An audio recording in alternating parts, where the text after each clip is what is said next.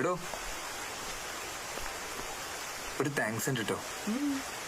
ജാനറ്റിന്റെ കാര്യം താനൊന്ന് പറഞ്ഞോണ്ടാ ഞാൻ അങ്ങനെ ചിന്തിച്ചു തന്നെ. താങ്ക്സ്. അത് ശരി, താങ്ക്സ് മാത്രമേ ഉള്ളൂ. ശരി, താൻ പറ എന്താ വേണ്ടേ? ഒരുമാതിരി ആവശ്യങ്ങളൊന്നും പറയരുത്. എനിക്ക് തനിക്ക് എനിക്ക് ഊട്ടി കാണണം. ഊട്ടിയോ? അതാണോ? താൻ പോയി കാണടോ. ഒറ്റയ്ക്ക് കാണാൻ പേടിയാ. എന്നാ ഫസീലിനെയും കൂട്ടിക്കോ. അങ്ങനെ ഓടിപ്പോയി കണ്ടുവരാനല്ല, എനിക്ക് മുഴുവനും നടന്നു കാണണം. പിന്നെ ഞാൻ ചോദിച്ച ഫസീലയോടല്ലോ.